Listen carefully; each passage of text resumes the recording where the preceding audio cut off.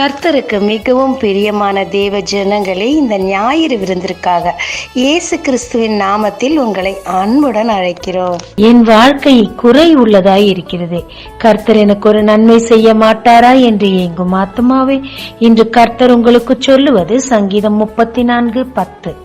கர்த்தரை தேடுகிறவர்களுக்கோ ஒரு நன்மையும் குறைவுபடாது. ஆதியாகமம் 1 கர்த்தர் மனுஷனுக்காக அவனை படைக்க முன்னாடியே சகலவற்றையும் படைச்சு வச்சுட்டார்.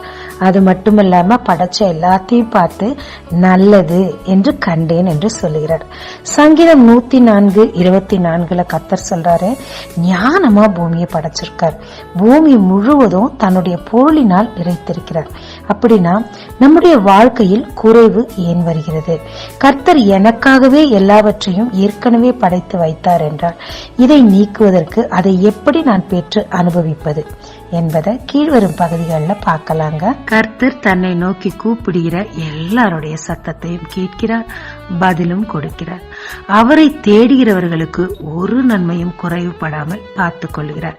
அது மனுஷனோ மிருகமோ பறவையோ மீனோ யாரா இருந்தாலும் சரி, அவரை நோக்கி தேடும் வண்ணமாய் தேடும் போது ஏற்கனவே நமக்காக படைத்து வைத்திருக்கிறதை ஏற்ற வேளையில கொண்டு வந்து கொடுக்கிறவராய் இருக்கிறார். முதல்ல வசனம் 21, பாலசிங்கம் இறைக்காக கர்ஜித்து, அதாவது ஒரு அதிகார தோரணை கர்ஜித்து உரத்த சத்தமிட்டு கூப்பிடுது, தேடுது, உணவு தேடுது. அதற்குரிய உணவை கர்த்தர் அதற்கு கண்களில் காண்பித்து அதையும் போஷிக்கிறார். ஆமாங்க, அநேக நேரங்கள்ல வல்லமையோடு அதிகாரத்தோடு நாம் ஜெபிக்கிறோம்.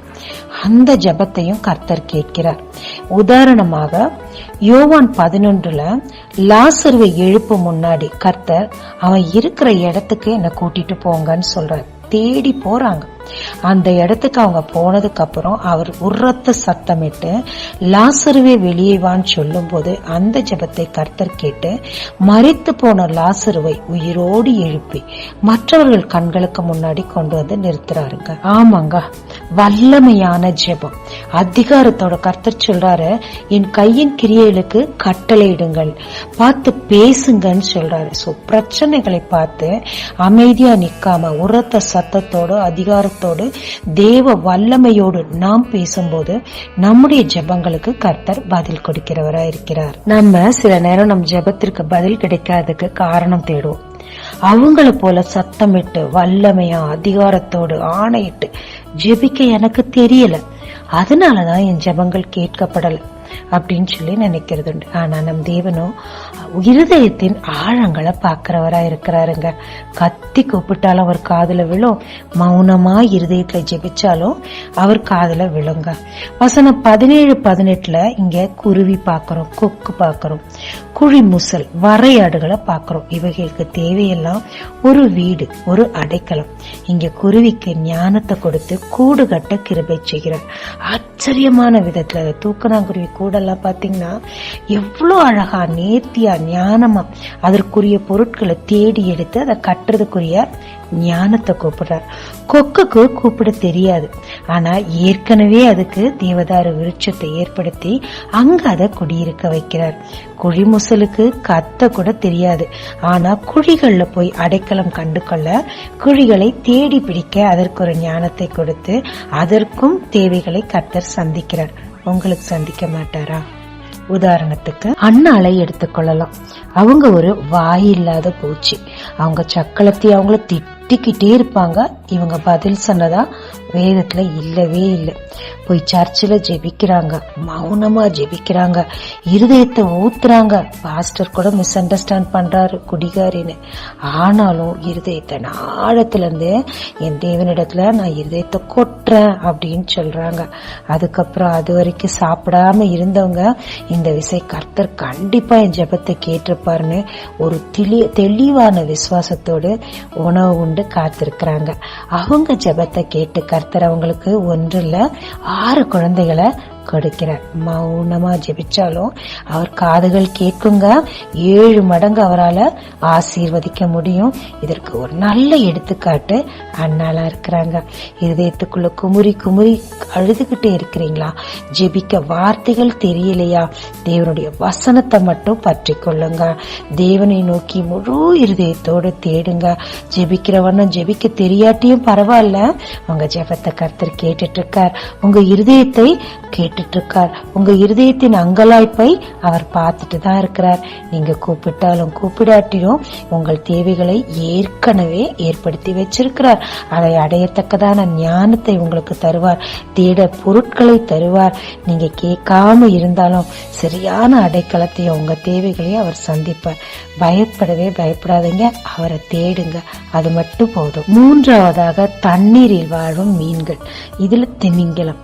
இது ஏற்ற வேலை ஆகாரத்திற்காக தருவார்னு நம்பி காத்துக்கிட்டே இருக்குது. அவர் கொடுக்கும் போது, அவர் கையை திறக்கும் போது நன்மையால் திருப்தியாகி சந்தோஷமா இருக்குது. இது காத்திருந்து ஜெபிக்கிற ஜெபத்தை பத்தி குறிக்குதுங்க. உதாரணமாக அப்போஸ்தலர் 2ஆம் அதிகாரத்துல கர்த்தருக்காக சீஷர்கள் காத்திருந்தாங்க. ஏசாமி சொன்னாரு, நான் பரிசுத்தாவியானவரை அனுப்புவேன்னு சொல்லி. சூழ்நிலை அவர்களுக்கு எதிரா இருக்குது. ராஜாக்களும் ஆசாரியர்களும் இவர்களையும் கொல்ல தேடிக்கிட்டு இருக்காங்க. ஆனாலும் கர்த்தர் காத்திருங்கன்னு சொன்னார். எனவே அவங்க பரிசுத்தாவியானவர் வரவுக்காக மேல் வீட்டறையில காத்து கொண்டிருந்தாங்க. அவங்க காத்தது வீணாகல. சரியான நேரம், தேவனை நியமித்த நேரத்துல பரிசுத்த ஆவியானவர் அவர்களுக்குள் வந்து நிரம்பினாங்க. உடனடியா பயந்தாங்கோலியா இருந்த சீஷர்கள், நடுங்கி கொண்டிருந்த சீஷர்கள் எல்லாமே ஒரு நிமிடத்துல மாறி போயிடுச்சு. மிகவும் தைரியம் கொண்டு உலகமெங்கும் போய் சுவிசேஷத்தை அறிவித்தார்கள். தேவனுடைய நன்மைகளை பெற்றுக்கொண்டு அநேகருக்கு கொடுத்தார்கள். அநேகர் ரட்சிக்கப்பட்டார்கள். மிகப்பெரிய அறுவடையை தேவனுடைய ராஜ்யத்திற்காக எடுத்தார்கள். சில நேரங்கள்ல உடனடியாக நம் ஜெபத்திற்கு பதில் வராது. அந்த நேரத்துல தான் நம்முடைய விசுவாசம் அதிகமா கிரியை செய்ய வேண்டிய நேரம். ஏனென்றால் சந்தேகங்களும் துக்கங்களும் முறுமுறுப்புகளும் எழும்பும் நேரம். காத்திருக்கிறதுன்றது மிக வலியுள்ள நேரம். ஆனால் விசுவாசமும் நம்பிக்கையும் தெளிவாய் இருக்கும் போது, வாக்குத்தத்தங்களை நாம் பிடித்து கொண்டு காத்திருக்கும் போது, அதற்குரிய வேலை தேவன் ஏற்படுத்தின வேலையில உங்களுக்கு என்று நியமித்ததை நீங்கள் எதற்காக ஜெபித்துக் கொண்டிருக்கிறீர்களோ அதற்குரிய நேரத்தை கர்த்தர் கொண்டு வருவார். தேவைகளை சந்திப்பார். நீங்க விரும்புகிற காரியங்களை கொடுப்பார். அது மிகவும் நன்மையா இருக்கும். உங்களுக்கு மட்டுமல்ல, அநேகருக்கும் தேவனுடைய ராஜ்யத்திற்கும் பிரயோஜனம் உள்ளதா இருக்குங்க. எனவே காத்திருங்க, தேவனை தேடுங்க, காத்திருங்க. 4வதாக வசனம் 14-15 4 வகையான காரியங்களை மனுஷருக்காக அவர் உண்டாக்கி இருக்கிறதா சொல்றாரு. முதல்ல பசி வயிறு நிறைஞ்சாதான் அடுத்த காரியங்களை குறிச்சு அவங்க சிந்திக்கவே முடியும்.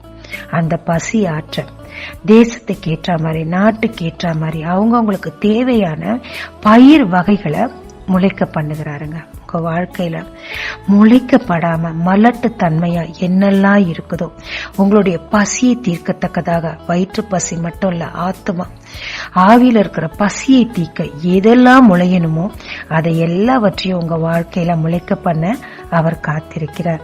2வதாக இருதயத்தை மகிழ்ச்சியாக்கும் திராட்சை ரசம்.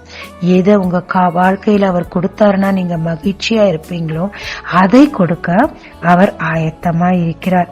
3வதாக முகக்களை உண்டு பண்ணும் எண்ணெய்.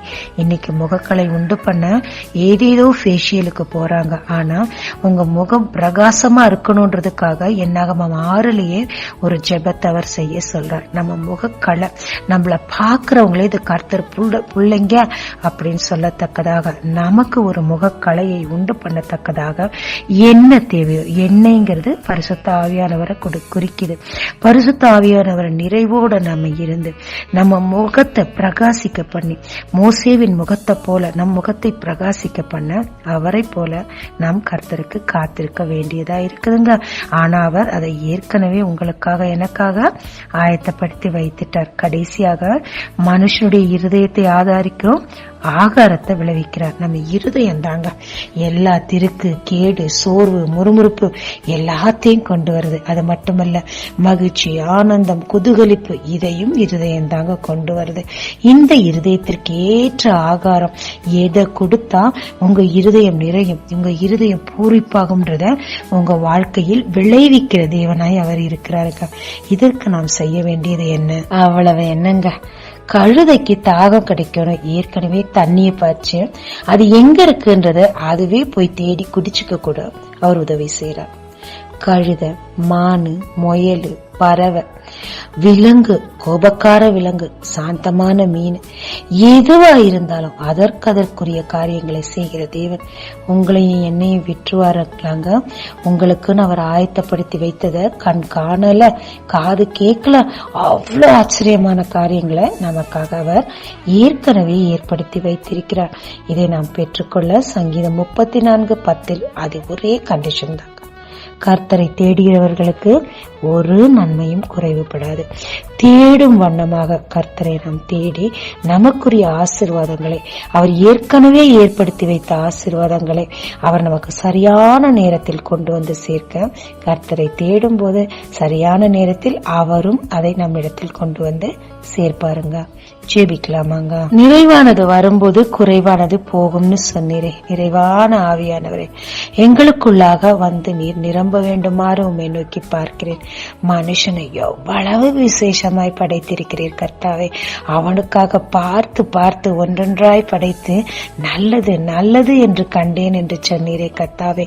நன்மையான சகல ஈவுகளையும் பரத்திலிருந்து எங்களுக்கு ஏற்கனவே வைத்திருக்கிறீரே, அதை பெற்று அனுபவிக்கத்தக்கதாக ஞானத்தை நீர் எங்களுக்கு தர வேண்டுமாறு உம்மை நோக்கி பார்க்கிறோம்.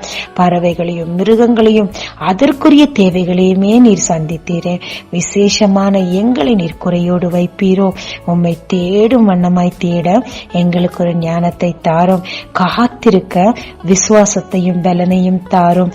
கூப்பிட்டு வல்லமையோடு ஜெபிக்க பரிசுத்த ஆவியானவரின் நிறைவை தாரும்.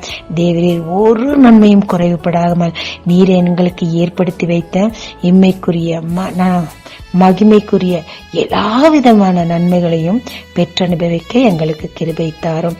இயேசு மூலம் ஜெபம் கேளும் பிதாவே, ஆமென்.